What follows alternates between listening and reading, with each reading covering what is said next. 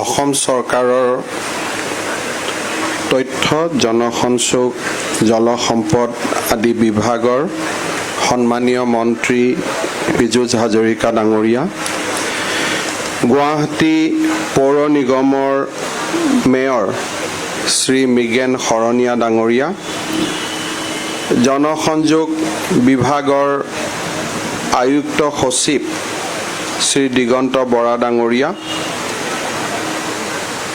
তথ্য আৰু জনসংযোগ বিভাগৰ সঞ্চালক শ্ৰী বিষ্ণু কমল বৰা ডাঙৰীয়া, দেশভক্ত তৰুণৰাম ফুকনৰ নাতি ডক্টৰ হেমেন্দ্ৰৰাম ফুকন ডাঙৰীয়া, ডক্টৰ আমাৰ মাজত উপস্থিত শ্ৰী হিতেনৰাম ফুকন ডাঙৰীয়া, পৰিয়ালৰ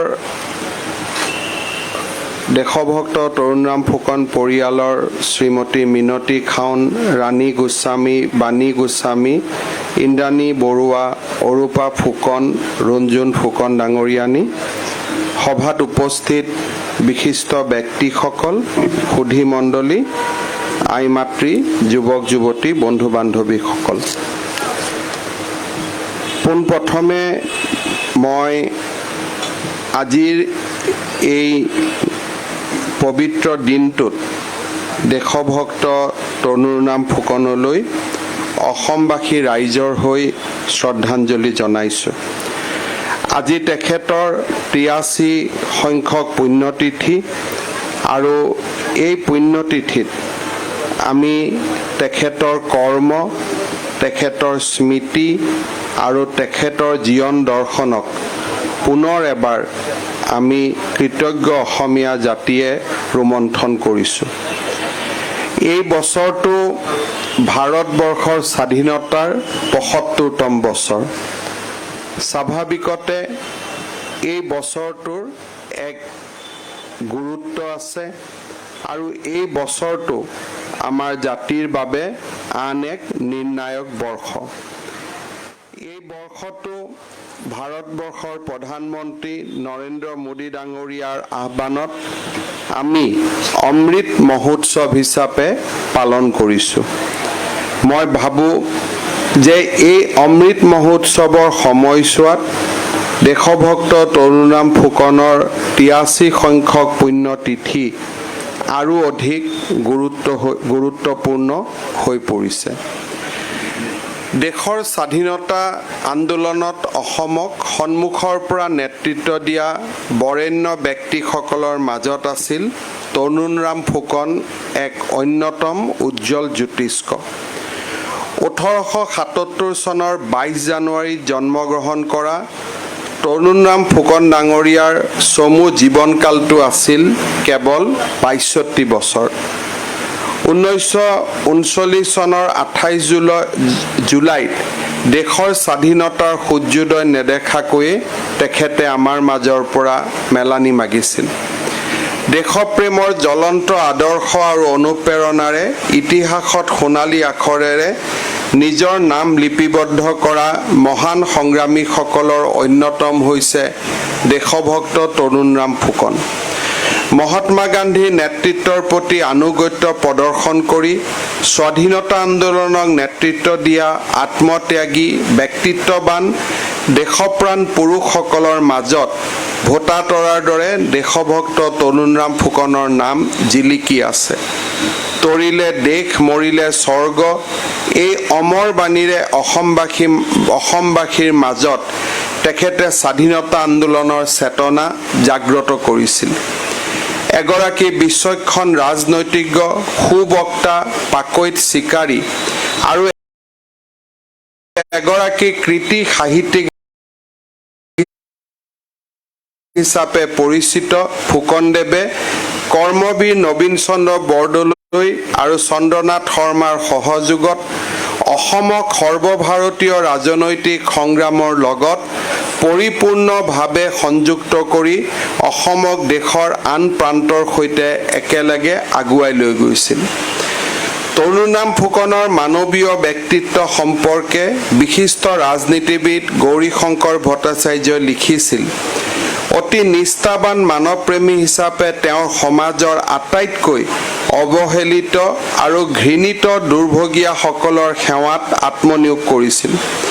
কুষ্ঠ ৰোগীসকলৰ দুৰৱস্থা দেখি তেখেতৰ দয়ালু হৃদয় চেনেহত গলি গৈছিল আৰু তেওঁলোকৰ কাৰণে কামাখ্যাৰ ওচৰৰ ব্ৰহ্মপুত্ৰৰ পাৰত এখন কুষ্ঠাশ্ৰম পাতি দিছিল। তেওঁ নিজেই তাৰ তদাৰক কৰিছিল। কামাখ্যা শ্মশানলৈ শৱদাহ কৰিবলৈ যোৱা লোকসকলৰ কাৰণে তেওঁ সেই শ্মশানত জিৰণি ঘৰ কৰি দিছিল। অসাধাৰণ ব্যক্তিত্ব সম্পন্ন দেশভক্ত ফুকন সঁচাকৈ আছিল এজন সিংহ পুৰুষ। তেখেতৰ সিংহ বিক্ৰম ব্যক্তিত্বৰ ওপৰত আলোকপাত কৰি বিজয় চন্দ্ৰ ভাগৱতীয়ে লিখিছিল, যি সমাজেই নাথাকক ফুকন ডাঙৰীয়াৰ ব্যক্তিত্বৰ প্ৰভাৱ কোনেও অস্বীকাৰ কৰিব পৰা নাছিল। তেওঁৰ চাৰিওফালে যিসকল গোট খাইছিল, তেওঁৰ ওচৰলৈ যিয়ে আহিছিল, তেওঁলোকে নিজৰ মনত ফুকন ডাঙৰীয়াৰ শ্ৰেষ্ঠত্ব মানি নোলোৱাকৈ নোৱাৰিছিল। শক্তিশালী ব্যক্তিত্বৰ অধিকাৰী তৰুণৰাম ফুকন স্বাভাৱিক জননেতা আছিল। নিজৰ নেতৃত্বসুলভ গুণেৰে ফুকনদেৱে অসমত স্বাধীনতা আন্দোলনৰ চেতনা জাগ্ৰত কৰাত প্ৰধান ভূমিকা লৈছিল। কৰ্মবীৰ নবীন চন্দ্ৰ বৰদলৈ, দেশভক্ত তৰুণৰাম ফুকন, লোকপ্ৰিয় গোপীনাথ বৰদলৈ আদি নেতাসকলৰ ৰাজনৈতিক জীৱনৰ সূত্ৰপাত হৈছিল আছাম এছ'চিয়েশ্যনৰ জৰিয়তে। এই আছাম এছ'চিয়েশ্যনৰ বৰপেটা অধিৱেশনতে অসমৰ পক্ষৰ পৰা 1919 চনত সংঘটিত জালিয়ানাবাগ হত্যাকাণ্ডৰ প্ৰথম জাতীয় প্ৰতিবাদ ধ্বনিত হৈছিল। 1920 চনৰ লগে লগে সমগ্ৰ ভাৰতবৰ্ষত অসহযোগ আন্দোলনৰ বহনি জ্বলি উঠিছিল।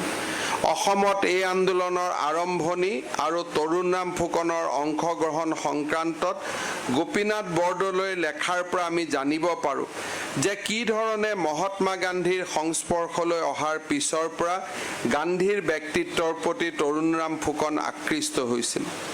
1921 চনৰ জুন মাহৰ বোম্বাইৰ নিখিল ভাৰত কংগ্ৰেছ কমিটিৰ বৈঠকত যোগদান কৰিবলৈ অসমৰ প্ৰতিনিধি হিচাপে গৈছিল কুলধৰ চলিহা, নবীন চন্দ্ৰ বৰদলৈ আৰু তৰুণৰাম ফুকন। যেতিয়াই মহাত্মা গান্ধীৰ লগত তেখেতৰ সাক্ষাৎ হয় আৰু কথা বতৰা পতাৰ সুযোগ পায়, এই সম্পৰ্কত গোপীনাথ বৰদলৈয়ে লিখি থৈ গৈছিল, শুনিলোঁ মহাত্মাজীৰ লগত তেখেতৰ দেখা হ'ল আৰু নানা কথা হ'ল। যেতিয়া উভতি আহিল দেখিলোঁ ফুকন ডাঙৰীয়া সম্পূৰ্ণৰূপে এজন বেলেগ পুৰুষ। অকল সেয়ে নহয়, মহামানৱক অসম ভ্ৰমণৰ কাৰণে তেখেতে নিমন্ত্ৰণ কৰিও আহিল। আৰু দেখা গ'ল জুলাই মাহৰ ফুকনৰ মুখত মহাত্মাৰ নীতিৰ বাহিৰে আন ৰাজনীতি নাই, নিজেই যেন আত্মহাৰা হ'ল। দৰাচলতে 1921 চনৰ অন্ধ্ৰপ্ৰদেশ ভ্ৰমণ পূৰ্বে নিৰ্দিষ্ট কাৰ্যসূচী বাতিল কৰোৱাই মহাত্মা গান্ধীক কেনেকৈ অসমলৈ আহিবলৈ ফুকনে মান্তি কৰাব পাৰিলে সেই কথাটো আছিল লক্ষণীয়। বোম্বাই নিখিল ভাৰত কংগ্ৰেছ কমিটিৰ সভাত ফুকন ডাঙৰীয়াই দিয়া ভাষণটো আছিল এই ক্ষেত্ৰত তাৎপৰ্যপূৰ্ণ। গৌৰীশংকৰ ভট্টাচাৰ্যই লিখি থৈ গৈছিল, বোম্বাইত বহা নিখিল ভাৰতীয় কংগ্ৰেছ কমিটিৰ সভাত ফুকন ডাঙৰীয়াই বুজাই দিলে যে সৰ্বভাৰতীয় নেতাসকলৰ কাৰণে অসম এতিয়াও অজান্তিমূলক হৈ আছে।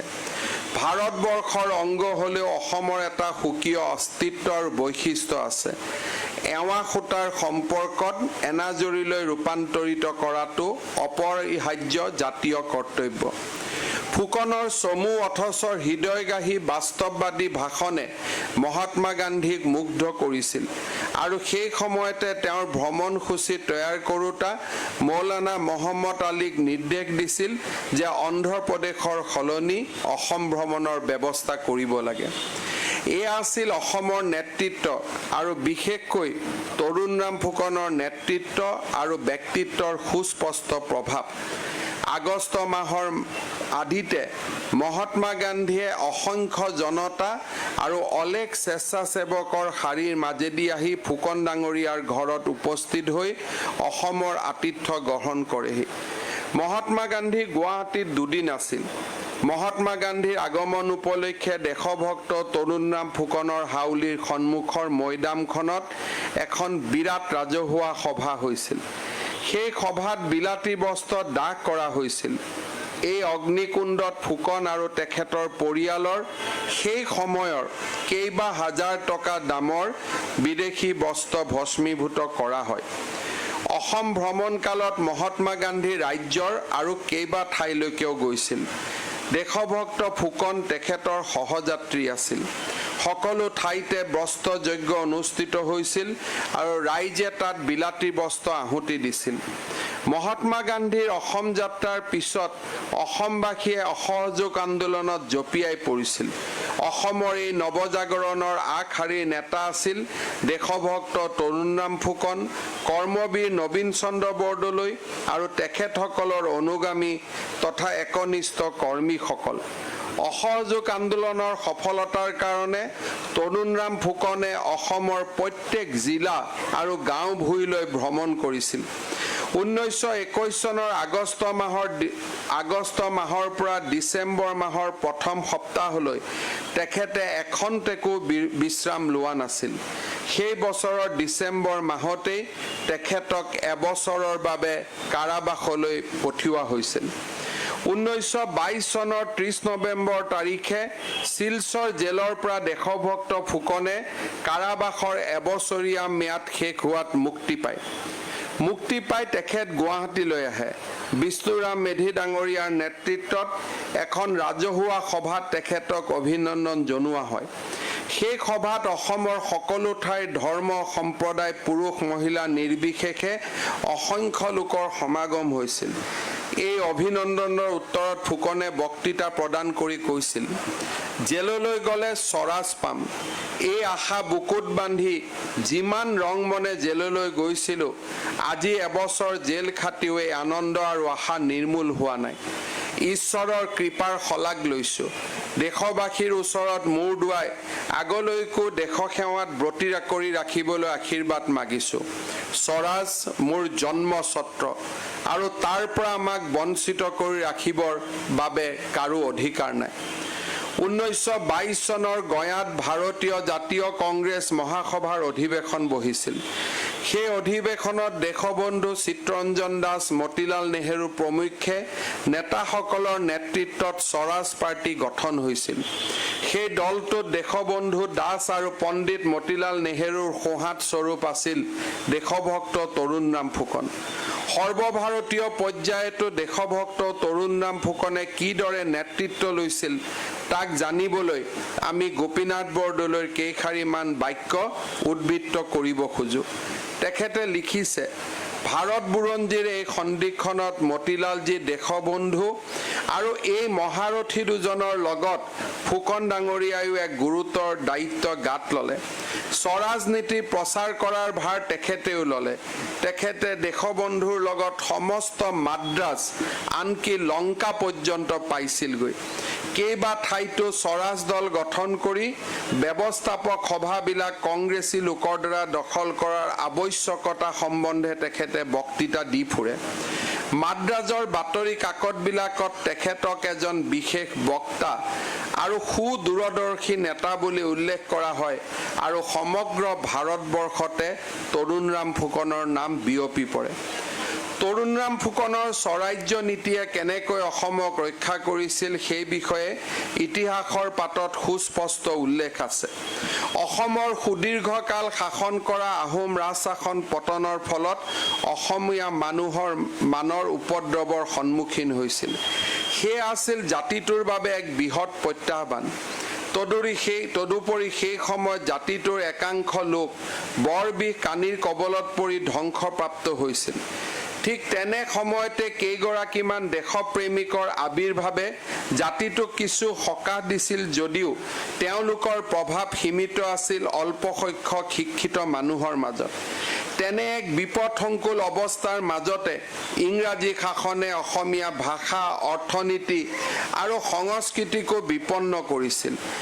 এনে সামূহিক বিপদাপন্ন অৱস্থাত জাতিটোৰ মাজৰ পৰা হতাশা কাতৰাই উদ্দীপনা সঞ্চাৰ কৰাৰ এক চিন্তাই জাতীয় জীৱনত ঠাই লৈছিল। সেই এক চিন্তাৰে সুসংগঠিত ৰূপ দিবলৈ তৰুণৰাম ফুকনে স্বৰাজ্য নীতিৰ পোষণ কৰিছিল। ফুকন ডাঙৰীয়াৰ মতে স্বৰাজ্য নীতিৰ বিশেষ প্ৰয়োজন আছিল। অসম প্ৰদেশৰ পক্ষে এই নীতি কিমান সত্য, ভাৰতবৰ্ষৰ পক্ষে তাতকৈ অনেক গুণ অধিকতৰ সত্য। এই কথা ফুকনদেৱে বিশ্বাস কৰিছিল। তৰুণৰাম ফুকনৰ নিজৰ স্থিৰ সংকল্পৰ বাবে 1922 চনত এবাৰ আৰু 1933 চনৰ পৰা 37 চনৰ শেষলৈকে কংগ্ৰেছৰ বিৰুদ্ধেও মাত মাতিবলৈ তেওঁ পাছ হুহুকা নাছিল। বহু সময়ত তেখেতৰ যুক্তিয়ে জাতীয়তাবাদ বিৰোধীসকলৰ যুক্তিৰ দৰে আছিল। তেখেতৰ সেই বিৰোধ আছিল কংগ্ৰেছৰ সাময়িক নীতিৰ বিৰুদ্ধে। এনে বিৰোধিতাৰ অংশ হিচাপে ফুকনৰ নেতৃত্বত অসমত মিলিত জনসংঘ গঠন হৈছিল।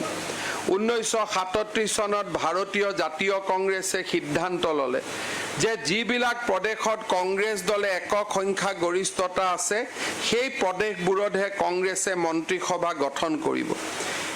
অসমত সেই সময়ত কংগ্ৰেছৰ সংখ্যা গৰিষ্ঠতা নাছিল।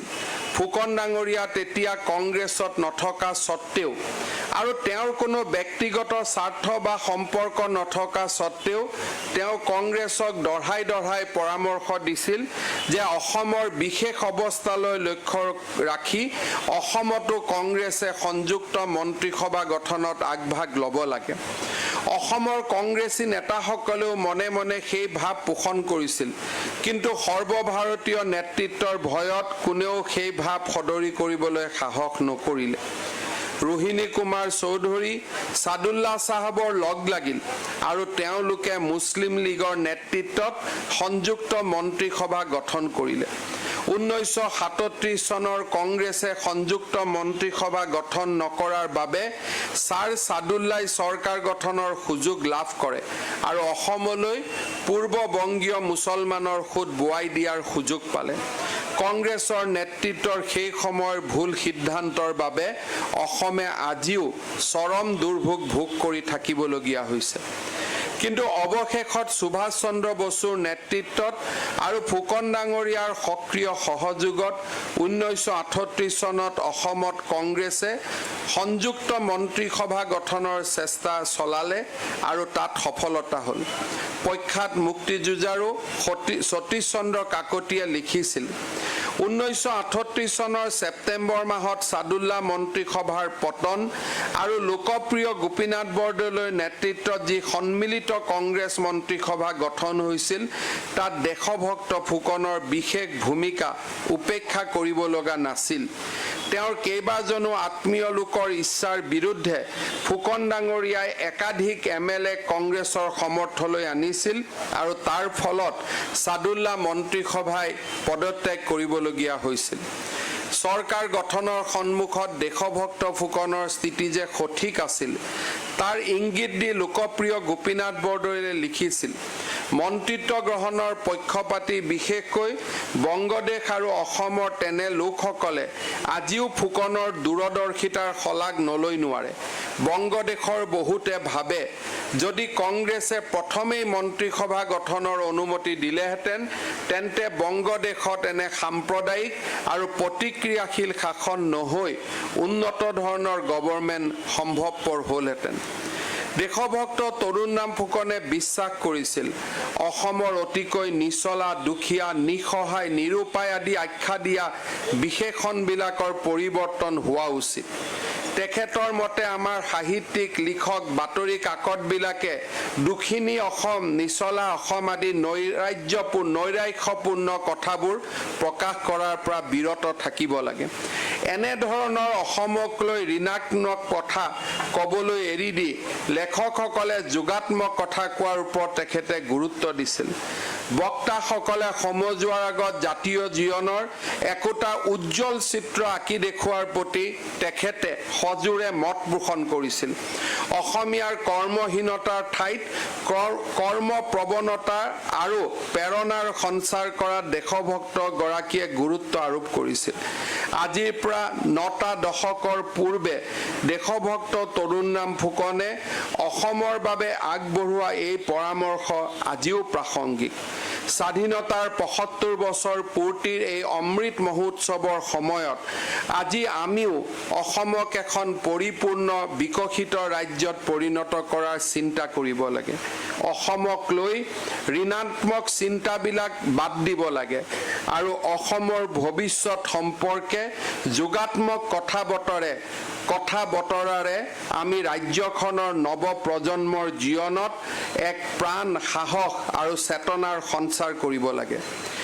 এইগৰাকী মহান জননেতাৰ পুণ্যতিথিৰ দিনটো যোৱা বছৰ অসম চৰকাৰে দেশভক্তি দিৱস হিচাপে পালন কৰাৰ সিদ্ধান্ত লৈছিল। আজি আমি এই দেশভক্তি দিৱস দ্বিতীয়বাৰৰ বাবে পালন কৰিছোঁ। এই দিৱসৰ লক্ষ্য হৈছে ফুকনদেৱৰ দৰেই ভাৰত মাতৃৰ সেৱাত সৰ্বস্ব উজাৰি স্বাধীনতা সংগ্ৰামী আৰু বীৰ শ্বহীদসকলৰ আদৰ্শক যাতে নৱ প্ৰজন্মই আঁকোৱালি লৈ দেশৰ সেৱাত আত্মনিয়োগ কৰিবলৈ অনুপ্ৰাণিত হয় তাক নিশ্চিত কৰা। অসমত দেশভক্তিৰ এক দীৰ্ঘ ইতিহাস আছে। স্বাধীনতা সংগ্ৰামৰ জৰিয়তে আৰম্ভ হোৱা দেশভক্তিৰ সেই ধাৰা আজিও আমাৰ মাজত প্লাবিত হৈ আছে। আমাৰ দেশে আজি স্বাধীনতাৰ গৌৰৱ উজ্জ্বল ৭৫তম বৰ্ষ উদযাপন কৰিছে। আজাদী কা অমৃত মহোৎসৱৰ এই স্বৰ্ণিল বৰ্ষই দেশমাতৃৰ হকে আত্মবলিদান দিয়া বীৰসকলৰ স্মৃতি অধিক সজীৱ কৰি তুলিছে। 1957 চনৰ চিপাহী বিদ্ৰোহেৰে আমাৰ দেশত স্বাধীনতা আন্দোলনৰ সূত্ৰপাত হৈছিল। কিন্তু ইয়াৰ প্ৰায় ৩ দশক পূৰ্বে ব্ৰিটিছে অসমত পোনপ্ৰথমে শাসনৰ লাই খুঁটা পুতোতেই গোমধৰ কোঁৱৰ, ধনঞ্জয় গোহাঁই, পিয়লি ফুকন, হৰনাথ গোহাঁই আদিয়ে ব্ৰিটিছ শাসনক ওফৰাবলৈ চেষ্টা কৰিছিল। সেই চেষ্টা ব্যৰ্থ হ'লেও স্বাধীনতাৰ বাবে অসমীয়াসকলৰ যুঁজ অব্যাহত আছিল। 1857 চনৰ বিদ্ৰোহত মণিৰাম দেৱানৰ নেতৃত্বত অংশ লৈ বিপ্লৱী মধু মল্লিকৰ নিৰ্বাসন আৰু মধুৰাম কোচৰ কাৰাদণ্ড হৈছিল। আনহাতে স্বাধীনতাৰ স্পৃহাৰ পুৰস্কাৰ হিচাপে পিয়লি বৰুৱা আৰু মণিৰাম দেৱানক ফাঁচি দিয়া হৈছিল। পৰৱৰ্তী কালত 1921 চনত গান্ধীজীৰ আদৰ্শৰে অনুপ্ৰাণিত হৈ তেজপুৰৰ ঘগৰা চাহ বাগিচাত মদ আৰু কানিৰ বিৰুদ্ধে প্ৰচাৰ অভিযান চলাই চাহ শ্ৰমিক মালতী উৰ্ফে মাংৰি ওৰাং নিহত হৈছিল। দেশৰ স্বাধীনতা সংগ্ৰামৰ ইতিহাসত তেখেতে অসমৰ পৰা শ্বহীদ হোৱা প্ৰথমগৰাকী মহিলা। একেদৰে অবিভক্ত দৰং জিলাৰ বহু সংগ্ৰামী স্বাধীনতা সংগ্ৰামৰ ইতিহাসক সমৃদ্ধ কৰিছে। হৰবিলাস আগৰৱালা, লম্বোদৰ বৰা, চন্দ্ৰপ্ৰভাত শইকীয়া, জ্যোতিপ্ৰসাদ আগৰৱালা, হেমচন্দ্ৰ বৰুৱা, অমিয় কুমাৰ দাস, বিজয় চন্দ্ৰ ভাগৱতী, পুষ্পলতা দাস, কামাখ্যা প্ৰসাদ ত্ৰিপাঠী এই সকলোবিলাকেই আছিল শোণিতপুৰ বা তেতিয়াৰ দৰং জিলাৰ সুসন্তান। ভাৰতৰ স্বাধীনতা আন্দোলনৰ ইতিহাসক 42ৰ গণবিপ্লৱে জোকাৰি পেলাইছিল। গান্ধীজীৰ কৰিম অথবা মৰিম বাণীৰে উদ্বুদ্ধ হৈ সমগ্ৰ দেশবাসীৰ লগতে অসমবাসীয়েও ব্ৰিটিছ শাসন ওফৰাবলৈ ওলাই আহিছিল। 42ৰ 9 আগষ্টৰ দিনটোত বিষ্ণুৰাম মেধি, হৰিকৃষ্ণ দাস, দেৱেশ্বৰ শৰ্মা, পদ্মধৰ চলিহা, বিজয় চন্দ্ৰ ভাগৱতী প্ৰমুখ্যে অসম বিধানসভাৰ সকলো কংগ্ৰেছী সদস্যক গ্ৰেপ্তাৰ কৰি এই আন্দোলন মষিমূৰ কৰিবলৈ ব্ৰিটিছে চেষ্টা কৰিছিল। কিছুদিন পিছতে মাজুলীৰ গড়মূৰ সত্ৰৰ সত্ৰাধিকাৰ মুক্তিযোদ্ধা পীতাম্বৰ দেৱগোস্বামীকো গ্ৰেপ্তাৰ কৰি যোৰহাট জিলাত কাৰাৰুদ্ধ কৰা হৈছিল। এই আন্দোলনৰ অংশ লৈ দেশপ্ৰেমৰ বিৰল নজিৰ স্থাপন কৰা সংগ্ৰামীসকলৰ অন্যতম হৈছে শ্বহীদ কুশল কোঁৱৰ। স্বাধীনতা সংগ্ৰামৰ এগৰাকী শক্তিশালী সেনানী কুশল কোঁৱৰৰ আপোচবিহীন স্থিতি আৰু অফুৰন্ত সাহসে স্বাধীনতা সংগ্ৰামক এক বিশেষ গতি প্ৰদান কৰিছিল। সৰু পথাৰৰ ৰেল বগৰুৱা এক ঘটনাৰ সৈতে জড়িত কৰি ব্ৰিটিছে তেওঁক 1942 চনৰ 3 নৱেম্বৰত প্ৰথমে গ্ৰেপ্তাৰ কৰাৰ পিছত যোৰহাট কাৰাগাৰত ফাঁচি দিয়ে। এই কাৰাগাৰতে দেশভক্তিৰ উজ্জ্বল নিদৰ্শন দাঙি ধৰি স্বাধীনতা সংগ্ৰামী কমলা মিৰি আৰু বেজা বাউৰীয়ে মৃত্যুক আঁকোৱালি লৈছিল। অসমত এই গণ আন্দোলনৰ ব্যাপক প্ৰতিবাদ প্ৰথমে আৰম্ভ হৈছিল নগাঁও জিলাত। জোঙাল বলহু গড়ৰ কাষৰ এখন কাঠৰ দলং ধ্বংস কৰিবলৈ গৈ গুলীবিদ্ধ হৈ শ্বহীদ হৈছিল হেমৰাম বৰদলৈ আৰু গুণাভি পাটৰ। বেবেজিয়াৰ আৰক্ষীৰ গুলীত নিহত হৈছিল কলাই কোচ আৰু হেমৰাম বৰা। বাৰপুজিয়াত শ্বহীদ হৈছিল তিলক ডেকা। বৰহমপুৰত ব্ৰিটিছৰ বিৰুদ্ধে প্ৰতিবাদত অংশ লৈ শ্বহীদ হৈছিল ভোগেশ্বৰী ফুকননী, লক্ষী হাজৰিকা, ঠগিৰাম সুত আৰু বলোৰাম সুত। 42ৰ গণবিপ্লৱত গহপুৰ থানাত তিৰংগ পতাকা উত্তোলন কৰিবলৈ গৈ শ্বহীদ হৈছিল কনকলতা বৰুৱা আৰু মুকুন্দ কাকতি। ঢেকিয়াজুলি থানাত পতাকা উত্তোলন কৰিবলৈ কাৰ্যসূচীত অংশ লৈ ব্ৰিটিছৰ গুলী আৰু লাঠি চলনাত মৃত্যুবৰণ কৰিছিল শ্বহীদ মনবৰনাথ, কুমলী দেৱী, মহিৰাম কোচ, ৰতন কছাৰী, সৰুনাথ চুতীয়া, মণিৰাম কছাৰী, তিলেশ্বৰী বৰুৱা, লেৰেলা কছাৰী, দয়াল দাস পানিকা, খহুলী দেৱী, মংগল কুৰ্কু, পদুমী গগৈ আদিয়ে। এইসকল বীৰ শ্বহীদৰ উপৰিও স্বাধীনতা সংগ্ৰামী অম্বিকাগিৰি ৰায়চৌধুৰী, তীৰ্থনাথ শৰ্মা, নলিনীবালা দেৱী, বাহাদুৰ গাঁওবুঢ়া, বিষ্ণু প্ৰসাদ ৰাভা, বেণুধৰ শৰ্মা, লক্ষ্যধৰ চৌধুৰী, ভীমবৰ দেউৰী, বিপ্লৱী শংকৰ বৰুৱা, সোণাৰাম চুতীয়া, বাবু ছবিলাল উপাধ্যায়ৰ লগতে অজস্ৰজনৰ অক্লান্ত সংগ্ৰাম আৰু ত্যাগ আৰু দেশভক্তিৰ বিনিময়ত আমাৰ দেশে স্বাধীনতা লাভ কৰিছিল। কিন্তু দেশভক্তিৰ অম্লান স্ৰোত স্বাধীনতাৰ পিছতো অবিৰতভাৱে অসমবাসীৰ হৃদয়ত ফল্গু ধাৰাৰ দৰে বৈ আছে। দেশপ্ৰেমৰে উদ্বুদ্ধ হৈ স্বাধীন ভাৰততো বহু অসমীয়াই ভাৰত মাতৃৰ শিৰ উজ্বলাই ৰাখিবলৈ চৰণ ত্যাগ কৰি বিৰল নিদৰ্শন দাঙি ধৰিছে। ভাৰতীয় সামৰিক বাহিনীত ভৰ্তি হৈ দেশৰ অখণ্ডতা আৰু সাৰ্বভৌমত্ব সুৰক্ষাৰ বাবে অহৰহ যুঁজ দিছে। 1971 চনত সংগঠিত ভাৰত পাক যুদ্ধত অংশ লৈ 9 গৰাকী অসমৰ বীৰ সন্তান ক্ৰমে কৃষ্ণমোহন ৰাজবংশী, গণক চন্দ্ৰ ৰায়, ৰাম বাহাদুৰ ছেত্ৰী, বদ্ৰী সিং, নাৰায়ণ কলিতা, তেজেন্দ্ৰ ৰাভা, সুৰেন চন্দ্ৰ বসুমতাৰী, হেমকান্ত কলিতা আৰু খৰ্গেশ্বৰ লালুং শ্বহীদ হৈছিল। 1999 চনৰ কাৰ্গিল যুদ্ধত অদম্য বীৰত্ব আৰু সাহসৰ পৰিচয় দাঙি ধৰি দেশৰ হকে প্ৰাণ দিছিল কেপ্টেইন জিন্তু গগৈ। দেশমাতৃৰ সেৱাৰ ত্যাগৰ এই ধাৰা আজিও অক্ষুণ্ণ আছে। দেশৰ সীমান্ত সুৰক্ষাত নিয়োজিত হৈ সাৰ্বভৌমত্ব ৰক্ষা আৰু সন্ত্ৰাসবাদৰ বিৰুদ্ধে সাহসেৰে যুঁজ দি আত্মবলিদান দি অসমীয়াৰ বুকু গৰ্বিত কৰিছে বীৰ শ্বহীদ মনেশ্বৰ বসুমতাৰী, বিপুল বৰা, বিশ্বজিৎ চৌহান, নীৰজ ছেত্ৰী, নিৰুত শৰ্মা, কালিদাস শৰ্মা, সুনীল কলিতা, সুমন স্বৰ্গী আদিৰ দৰে বীৰ জোৱানে। অসমতো ভাৰতৰ সাৰ্বভৌমত্ব আৰু অখণ্ডতা ৰক্ষাৰ বাবে বহু অসম আৰক্ষীৰ বীৰ জোৱানে দেশমাতৃৰ বাবে প্ৰাণ আহুতি দিছিল। এইসকল দেশপ্ৰেমিক স্বাধীনতা সংগ্ৰামী আৰু বীৰ শ্বহীদৰ ত্যাগে ভাৰত মাতৃৰ সেৱাত অধিক সমৰ্পণৰ মনোভাৱেৰে সেৱা আগবঢ়াই যাবলৈ সদায় অনুপ্ৰাণিত কৰে।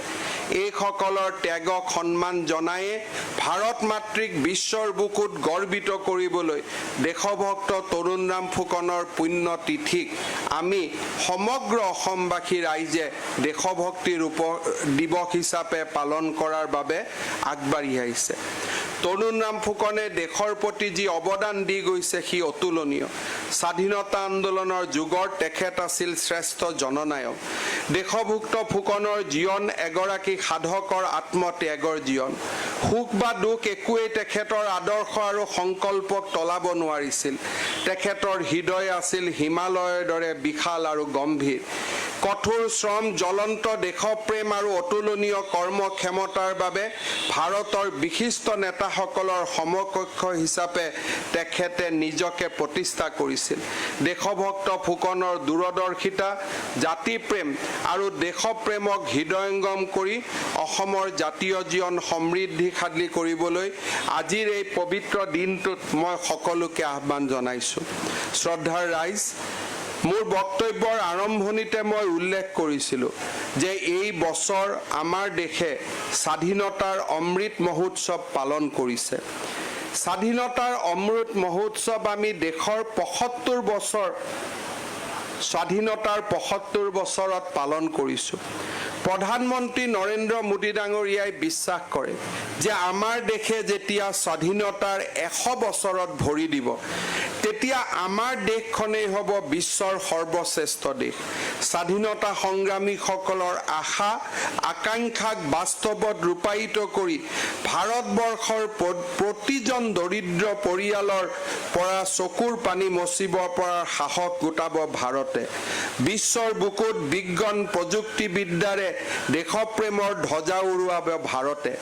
আৰু সেইবাবে স্বাধীনতাৰ ৭৫ বছৰৰ পৰা ১০০ বছৰৰ সময়ছোৱাক প্ৰধানমন্ত্ৰী নৰেন্দ্ৰ মোদী ডাঙৰীয়াই তাৰ এই কালটোৰ নাম দিছে অমৃতকাল। অৰ্থাৎ এই বছৰ আমি অমৃত মহোৎসৱ পালন কৰিছোঁ আৰু অমৃত মহোৎসৱৰ পিছতে আমি অমৃতকালত আমি সোমাবলৈ আৰম্ভ কৰিম। মই আশা কৰোঁ যে অসমবাসী ৰাইজেও স্বাধীনতাৰ এই অমৃত কালছোৱাত নিজৰ বৰঙণিৰে আমাৰ দেশখনক বিশ্বৰ সৰ্বশ্ৰেষ্ঠ দেশ হিচাপে আগুৱাই লৈ যোৱাত যোগাত্মকভাৱে অৱদান আগবঢ়াব। অহা ১৫ আগষ্ট আমাৰ স্বাধীনতাৰ ৭৫তম স্বাধীনতা দিৱস। আমি অসমবাসী ৰাইজক আহ্বান জনাইছোঁ যে এইবাৰ স্বাধীনতা দিৱসৰ দিনা পতাকা উত্তোলন কৰাৰ লগতে আমি ১৩ আৰু ১৪ তাৰিখেও আমাৰ ঘৰত আমি ত্ৰিৰংগা পতাকা উত্তোলন কৰিম। ১৩, ১৪, ১৫ আমি শ্লোগান দিছোঁ হৰ ঘৰ ত্ৰিৰংগা। অৰ্থাৎ স্বাধীনতা সংগ্ৰামৰ স্মৃতিক আকৌ এবাৰ সজীৱ কৰি ১৩, ১৪ আৰু ১৫ আগষ্টৰ দিনা আমি প্ৰতিজন ব্যক্তিয়ে নিজস্ব প্ৰচেষ্টাৰে একোখন ৰাষ্ট্ৰীয় পতাকা জাতীয় পতাকাক আহৰণ কৰি আমি আমাৰ পৰিয়ালত, আমি আমাৰ ঘৰত, আমি আমাৰ গাড়ীত, আমাৰ বাণিজ্যিক প্ৰতিষ্ঠানত আমি আমাৰ দেশৰ জাতীয় পতাকা ৩ বৰণীয়া পতাকা আমি উত্তোলন কৰিম আৰু স্বাধীনতাৰ অমৃত কালৰ বাবে নিজক প্ৰস্তুত কৰিম। পুনৰ এবাৰ দেশভক্ত তৰুণৰাম ফুকনৰ এই ৮৩ সংখ্যক পুণ্য তিথিত তেখেতৰ প্ৰতি অসমবাসী ৰাইজৰ গভীৰ শ্ৰদ্ধাঞ্জলি আগবঢ়াই মই মোৰ বক্তব্যৰ সামৰণি মাৰিছোঁ। ধন্যবাদ। জয় হিন্দ, বন্দে মাতৰম।